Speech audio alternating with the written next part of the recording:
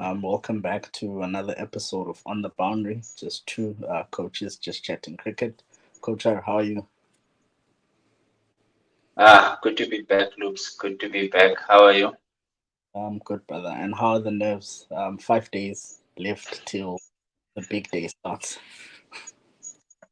Yeah, we happy with the distractions and Zimbabwe squad being announced. Try to take the mind off the countdown of the 5 days. Yeah, no, I feel like we've been traumatized as a country. Whenever we think about a big final, we just panic. Um, but yeah, today so we'll basically just be having a chat about Test cricket mostly. I don't know what you want to start with. They normally say save the best for last.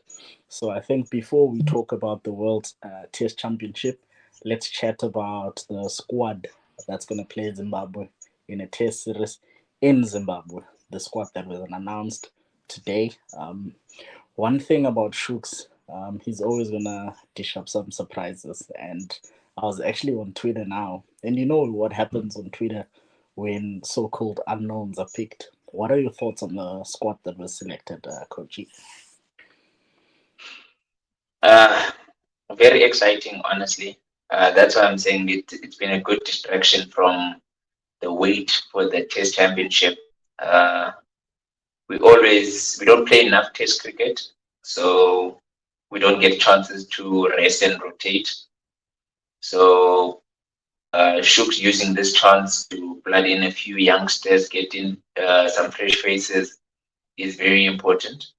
Uh, Looking forward to watching some of these young guys play, get given a chance. Some of them just performed really well recently now in the A tour. So we've seen some performances already from them. So looking forward to the Test series, and Zimbabwe is been playing some decent cricket of late. Yes, the England Test didn't go as well as they'd hoped, but they'd just beaten, was it Bangladesh or Afghanistan just before that? So should be a good contest. Yeah, no, Coach, you mentioned youngsters being given a chance, and I think this is something that we've always complained about when it comes to South African cricket. We have always complained about not seeing enough youngsters being given a chance, not seeing enough youngsters, especially in Test cricket, because I think over the years, in T20s and ODIs, we've seen quite a few youngsters coming through. Sorry, and I'm looking at the squad now. We've got Dieval Brevis. We know the world is excited to see him. Whenever there's a Protea squad that's announced, people are asking, "Where is Brevis? Where is Brevis?" Especially the guys from the IPL. I'm not gonna say which country. We've got Lesego Senokwane. Not so young, but not old either. 20 years of age. He's been scoring runs. I think he's made two double hundreds, if not three, in the last cricket season. We've got exciting youngster Luandre Pretorius. Who are you most excited about? I haven't left off Kunamapaka, but because he was picked in the last few squads, I decided just to minimize his name for now. But who are you most excited to see and why? Uh, for me, Luandre is Luandre, so we always want to see Luandre. And for me, he had a great season, but it's still a big shock that he's already in the Test lineup. Yes, it's a slightly rotated Test lineup, but really looking forward to see him get a game. Uh, Liseko also had a very good season, as you just said, scored a few hundreds, double hundred as well, and has recently moved, I think, to the Titans. So uh, looking forward to him getting a game as well. Give out everyone's favorite, everyone's hero. Everyone wants to watch Devil bat, and this is what we've been fighting for not to rush him, but to let him play some 4 day. So this season he played 4 day cricket and he's sort of figured his game out, which is what we've all been screaming for. the talent's there. We all know David can play, but this season has, for me, been the season where he's honed that talent. He's shown that he knows how to construct innings in the short form, in the slightly longer form, and in 4-day cricket. So I'm looking forward to those three batters. In the bowling department, I'm happy to see some of the senior guys. I think Lungi needs a run. If he doesn't get a game in the Test Championship, it's sort of understandable. Even though I would still pick him, but he's been short on some game time, so looking forward to him. Always looking forward to Lungi and Cody Youssef. Uh, some have been saying the best bowler in the country in domestic cricket for the last season. So having him also getting a chance is is good. Yeah, no, don't worry about the World Test Championship. We're gonna get there. Remember, we said we are saving the best for last. And you mentioned something. I think something interesting with regards to Luandra Pretorius, because when I saw the squad today, and I was like, okay, I was expecting him to get a call up first in the T20s, but now I'm seeing his name in the Test squad. It's against Zimbabwe. I don't think it's a poor selection. I don't think it's a bad one, but I do think it is. It was unexpected, man. I don't know. I don't know how to put it, but he had a good debut season. He didn't play the whole season for the Titans, but he had a good debut season. I think he's already scored about is it 200 already. But now my question is, where do you think he's going to bat in the Proteas? I see Lesego is probably going to be one of the openers. Matthew Brezka there as well. We're probably going to open with them. And maybe Luanda's probably going to come in at 7, the way he's been doing for the Titans in red ball cricket. But also, let me not focus on him alone, Coachy. Let's say we are giving you the role to pick the team. What is your top 7 based on the squad that's been selected? I see Subrian has also picked as a spinner. He also did well in the West Indies for the SAA.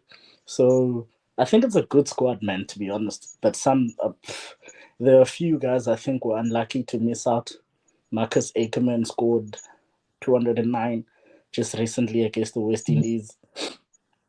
Sinetemba Kashile as well has been doing well for the SAA. So I think it's not a terrible squad, but it's a typical cricket squad. There's always going to be guys missing out, and there's always going to be surprise picks. Because I think even a guy like Zubair Hamza is someone that not many of us would have expected to see back in the side, but he's also had a good season with for the Lions after moving to the Lions. So I'm throwing it in your court, Coachy. Please pick me your top 7 from the squad. Another one that you didn't mention there, who might have been very close to the lineup, is Rivaldo. I always feel he's there and thereabout in that wicketkeeper role. But Yep. with the fact that it hasn't been a full rotation of the squad, you still have Kemba, you still have David Bettas, you still have Kyle Verena, you still have Jan Mulder. So you can't get all of them in. And I think that's where Ackerman might have lost out because he'd be coming in to play that 3/4 position. And I think that's where we've quite loaded at the moment with Kemba probably coming in at 4, David at 5. So for me, when I was speaking about the people I was excited to see, I did miss out the name of Zubair Hamza. I think there was too much excitement about Zubair when he first got the call up, and it might have messed up his momentum, if I want to say, because failing at the highest level sometimes does bump that confidence. And we're excited to see him back. As you said, he had a decent season with the Lions. We know his pedigree. We've seen what Zubi can do. So getting him and in that there's that position in that Proteas lineup that we in limbo about, that number 3, and Zubi at his best would be perfect for that position. So hoping to see him, but the fact that we still have Tony, we still have Timba, we still have David, we still have Vian means that this lineup might not just be full of fresh faces and new people that we would have liked to see. So picking, I feel like I'd have 2 11s and have everyone getting a game in that top 7. Because if you pick the strongest lineup, No, coachy, I need you to pick 111. Come, putting your head on the block. because I don't want 2 11s. You are picking 111 for the first game. Come now, coachy. It's okay. You can bench whoever you need to bench. They're gonna understand. Only 11 players can play. I'm going full fresh. I'll keep Temba, David, Vian, all, and Kyle Verena all rested after a tough, what we won't mention that they would have just played previously. So for this one, I'll go with fresh faces. Matthew Bracecat opening with Lisejo, Zubi at 3, uh, Zubi at 3. I'll play Luandre at 5. I nearly said 4. Luandre at 5, keeping uh, David Bellingham because I think he also just needs game. Yes, I'm resting Temba, but I'll play David at 4. Have Luandre at 5 and Devalt at 6. That's my top 6, and then I'll get all rounder in Jan Mulder batting at 7 as an all rounder. Got you. Who's your captain?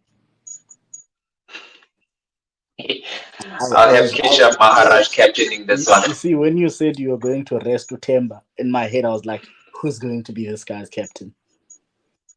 Because we want to rotate, and I want him to play that top 7. I've got Keshav Maharaj. I'm forced to play him because they still need to have a captain, as you said. So Keshav coming in at 8/9 as our captain. I'm happy with that. Yeah, knowing how the pitches normally play in Zim, they tend to be very flat. Would you not be tempted to go in with 2 spinners, going in with Cash and Pran as well, or would you just keep 1 spinner in the side? With Vian and how trusted Vian has been, it makes it quite easy for us to go with 2 spinners and then have 3 seamers, with one of them being Vian Mulder, and in your top order / if he's coming at 7, it's middle order. So I'll definitely be looking to go in with 2 spinners. Subrian just did very well at the 8 tour as well, so it would be nice to have him get a game. Seamers, because as I said, for the first one, we want to have Lungi getting a game. I want Yusuf to also get a game. So it's the 3 seamers will then be Vian Mulder, Lungi Ngidi, and Yusuf for me. You answered my question before I asked you. I was gonna ask you a follow-up question, who your seamers are going to be. So you're saying your seamers would be Cody Yusuf and Lungisani Ngidi. For me, I don't know if I had to pick an 11. When it comes to Test cricket, a lot of people are not gonna like me for this. When it comes to Test cricket, I like keeping things simple. I like keeping my main team. But I understand why you would rest your guys like Kagiso Rabada and them. They were playing in the IPL and things like that. But for me, based on the squad that's in front of me, I would definitely look to rest Temba because of his elbow. That's been an issue. Uh, I'd be tempted to play Beddes, to be honest. He was also out with injury, so I don't know how much game time he has, especially considering the fact that we're going to be playing a lot of Test cricket away from home this year. We apparently don't have a Test match at home this year, so I would like my main players to play as much as possible. So I think my side would be. I think Tony is definitely still part of the plans. So I would go Tony and I would go Lisejo. the two of them opening the batting. I would go at three. At three, I would go Matthew Brietzke. My number four, I would promote David Bedingham to number four. I think he needs to spend a bit of time in the middle. In fact, no, I would go with Zubair Hamza at three, and then I would go Matthew Brietzke at five, and then I would go David Bedingham at four. I was tempted to go with Vian Mulder at three because that's where the coach wants him to bat. But I would go in with him at six rather. And then I would have Dievel Brevis coming in at seven as one of my all rounders. And then I would also play two spinners. I'm not a massive fan of Pren, I'm not even going to lie. But I would go in with Cash, and then I would go in with Subrian, and then I would go Lungi and Gwena. That would be my side for the first test. I feel Lungi also needs a bit of game time. It depends also on what is going to happen in the final, which is what we're going to talk about going forward. But I think this is a good squad for me, and I think especially for a test series against Zimbabwe, you still want to give the guys who are playing in the IPL a bit of rest. And I think the final is going to take a bit of it's going to take a toll on some of these players. We might even see guys like Temba getting rest, Bedingham as well getting rest. But like we said, Coach, in fact, before we talk about the final, it's been end of the season, player movement. Who would you say have been the most interesting movements for you so far in the season? Like the movements that have been unexpected, guys you didn't expect to see joining certain franchise or leaving certain franchise. Lesego, the one who's made it now into this lineup. I didn't expect him. I hoped he got a contract at a bigger union and getting a chance because bigger union means better chances to play for the Proteas. So he's now going to play for the Proteas probably before he actually plays for the big union that has now picked him. So he's one I'm excited to see. Well, yes, it's quite biased on my side because the Titans are my Pretoria team. So I hope he comes in and helps with the balance, squad balance, not just where he bats and whatnot, but also with the numbers, with making sure that we meet the numbers for transformation. So getting him in that top order might allow us to play the other bowlers in Coburn, in the young Matthew Post getting game time down in the lower middle order. Matthew Post is no longer a Titan, Coach. He's here in PE now. That's big for me. That I missed that. That hopefully is another one that he's a Kabeja boy now. That's another good one then, if that's is the case. Hopefully he gets game time down there because that was an issue here with the Titans. He's too good to be carrying drinks. So hopefully he gets game time down there. But mainly for me, it's getting the kids to get some game time. So not necessarily new players. We just want people like Gwena, Luandre, getting integrated into the system a lot more, playing as seniors as the seasons go. So great season past. I know we didn't discuss it as much as we had hoped to because we had wanted to speak about the performances of these youngsters, of people like Cody, even before he got called up. We would have liked to have spoken about the performance that they had already put in for the Lions. There's one name at the Lions that, not that I'm shocked, is he injured? Luto Sipamla, because he had also quite a decent season. Hey, when it comes to Luto, I don't understand, brother. I'd be lying to you. If you remember, we had that conversation we had where he bowled extremely well for the Lions, won them the T20 final, got picked, and then we were told that the coach said he had to pick him because of what it of is. numbers. But um, I think with Luto, it's one of those things where they expect him to bowl quicker. Let me just say, I think it's probably one of those things. He's not a bad bowler, beautiful bowling action, smooth bowling action, but I think he might just not be as quick as they want him to be. I think that's probably the only thing holding him back. I don't necessarily agree with it. We had a Vernon Philander, by the way, even much slower than Luto Sipamla. But I'm just thinking from the top of my head, I'm assuming that that could be the issue with a Luto Sipamla. Uh, if that's the case, let's just add him to our squad depth and our backups because I feel he's been quality and is ready to get a chance again. Because yes, he did get a chance earlier in his career when he was really young. Not everyone is KG who's going to take that chance and just keep running with it.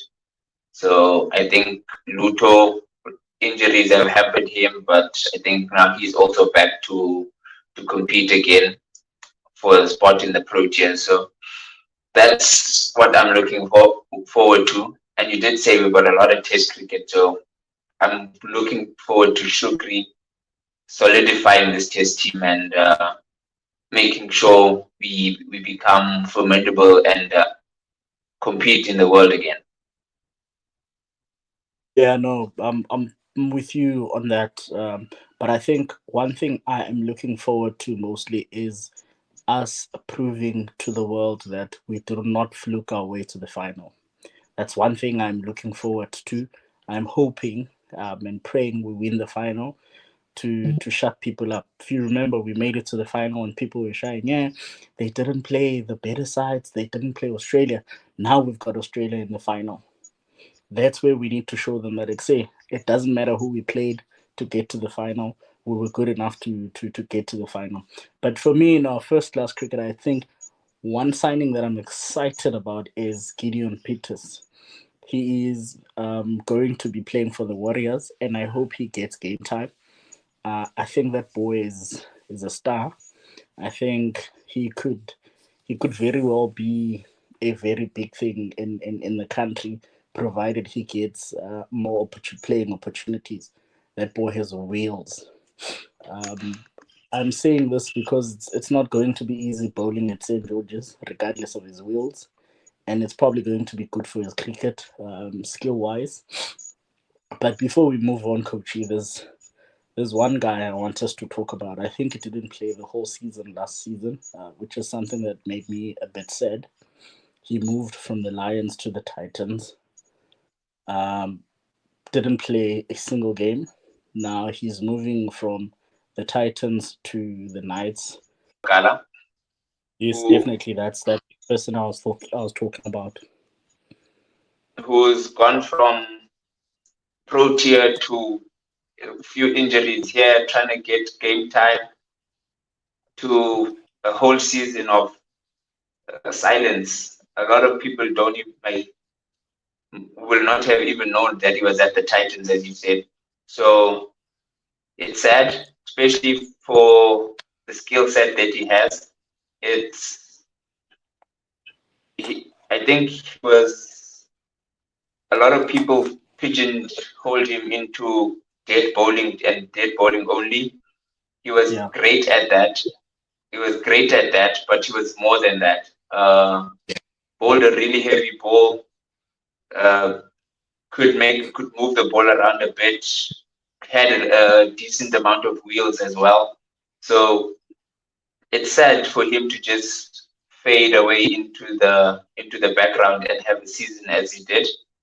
Hopefully next season gets back to full fitness, get some games, and is another one. We add to that depth of bowling that we have as a nation. Yeah, no. I think for him, I think it was a great decision to go to a Division Two side. Uh, what I always say when I get a chance to have a chat with the younger guys, I always say, my bro, just go to a Division Two side, get there, dominate Division Two, and Division One sides will come calling. I don't think we have seen the end of Sisanda Magala. I hope we have not seen the end of Sisanda Magala. He's a bowler that I rate so much, he's a player that I rate so much. And one thing people don't know about him is he's someone who works very hard. I remember when he was still playing for the Warriors, I used to watch him bowl in the nets. He's someone who takes care of his cricket. And an assumption that a lot of people have been making on social media is that he's lazy, is not committed, he doesn't work, doesn't want to work hard. And as someone who has watched him work hard before he left Ikabeja or Port Elizabeth, it always makes me sad because people make assumptions without much knowledge of the person or the player. And I wish him a very good season with the Knights, and I hope that he bounces back and we get to see him in our cricket. He's someone brilliant bowler, and he can moor the ball on his day as well. Coachy, I think let's uvutondaba, as they say in Yesintu. But lakfele konitoli, the World Test Championship. I think we spoke a lot about this a few months ago. We know, we have seen the squad. We have seen the teams that are being picked on social media. Some are funny, some are crazy. We have seen stuff being said. Uh, and I think the two main debates around the squad is, okay, not two, I haven't counted, but I'm going to go one. The first debate is, do you keep Stubbs? Do you send Stubbs back at three? Do you keep Vian Mulder at three? The other debate is, do you play Corbin or do you bench Corbin?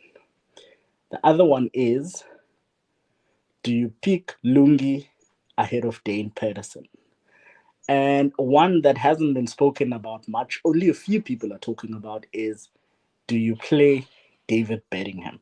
Considering he hasn't really been cashing in on runs. Oh, and the last one that I forgot. Where does Tony DeZosi bat? Since we have been told that Ryan Rickleton, Aiden Markram are going to be the openers. Let's start with Tony. Let's start with the Tony debate.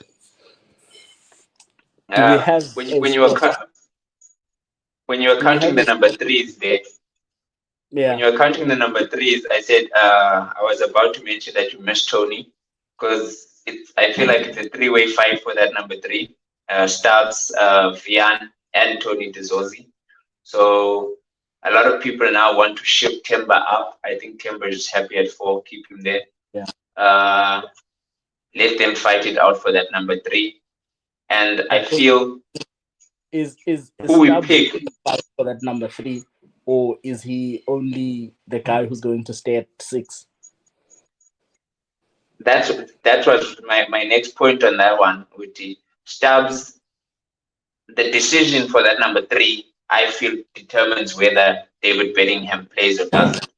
If they're really happy to keep Stubbs at number three, then maybe David can still stick to five with the Vian Mulder and then the other keeper in Kyle. So, but if they go with someone else at number three, I feel like Stubbs might get a shout for the number five, number six spot again. So it's all up in the air, which is strange for us who were speaking of a top six that picks itself not so long ago. Last two test series, we were of the opinion that the top order picks itself. It picks itself. So now with the number three being in question, Ryan Rickleton taking his chance, because I think he's also the one who's thrown the cat among the pigeon there in that top order by cementing himself for the opening berth, shifting Tony into fighting for that number three as well. So it's exciting, but a little bit of a chaotic moment as fans because there's no team that looks like the other at the moment. Everyone's picking their own 11. Yeah. So at the moment, it's all in the air. Who's your number 3? Right now, I like David Bellingham, but I think he's the one who misses out. Coachy really wants Jan No. Mulder to bat at 3. I Okay. see the idea and I agree with it for now. So I go with Vian, lengthening our batting lineup by having that all-rounder in the top order. Yeah. Having Stubbs coming in at 6 with or 5 in place of David. Technically, are we happy with Vian Mulder to bat at 3 in conditions that might be conducive to bowling where the ball might move a bit? Are we happy with Vian Mulder coming in at 3? Looking at technically now. I'm after him.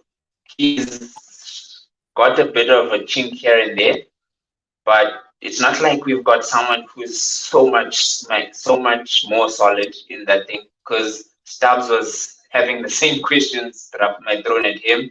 Yeah.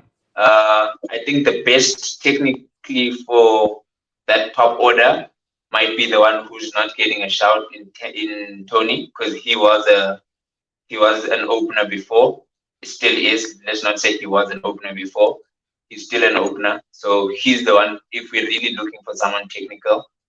But I think he's been pigeonholed as fighting for that opening spot. So if Ryan and Aiden are opening, I think he might be the one who misses out. Yeah. I think you've answered actually the other questions, but so you are saying Bettis sits out, Vian Mulder plays, Stubbs plays.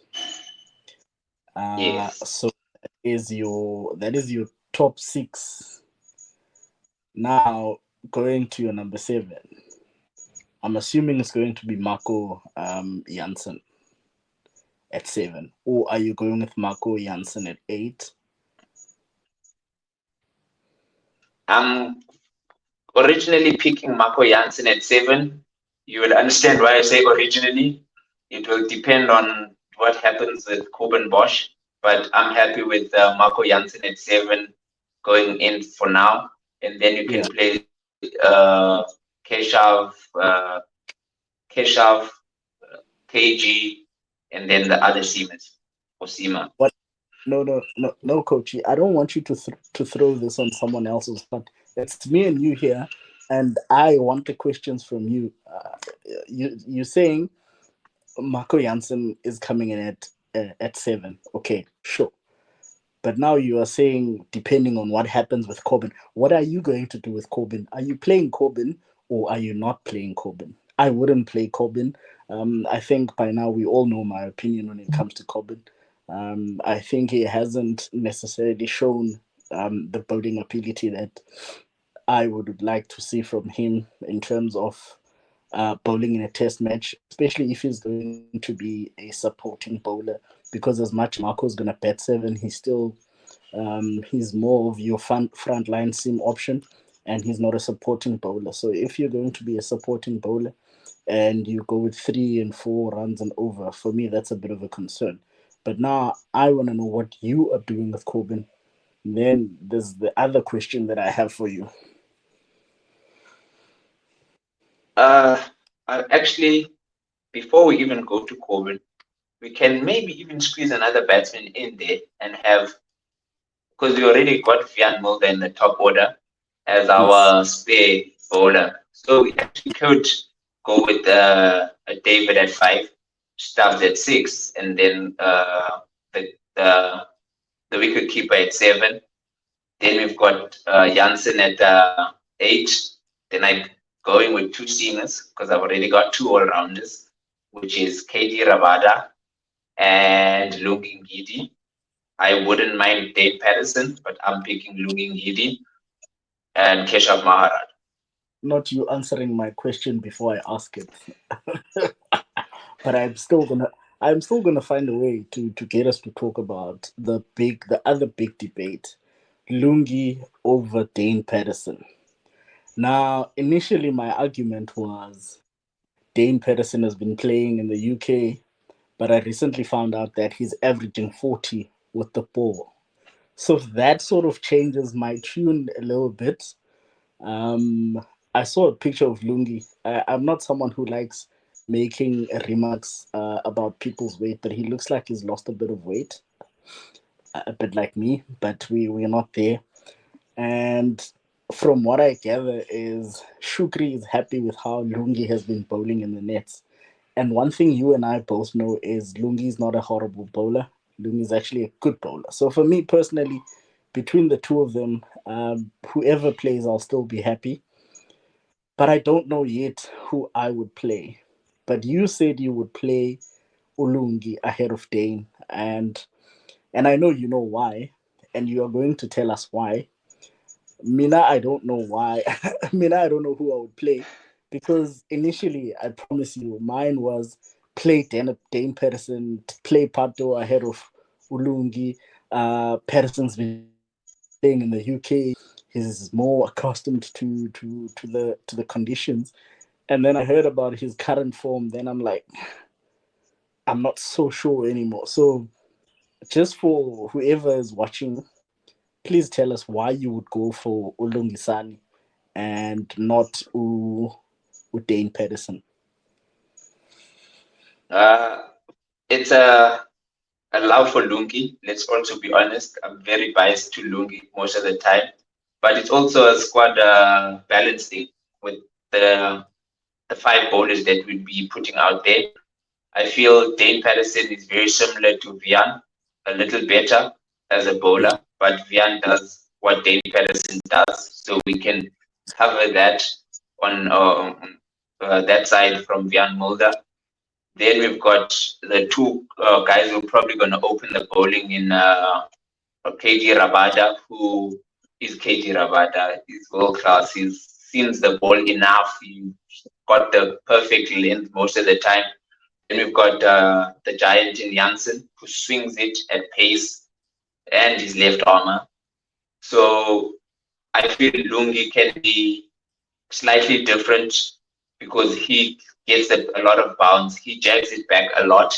Yes, he can now swing it away as well, but he's very different to the three that I've mentioned already. So I always go for, unless you've got world class and you've got three Dale Steins you can play because they all going to be the same, but they're all going to be too difficult to play. Yeah.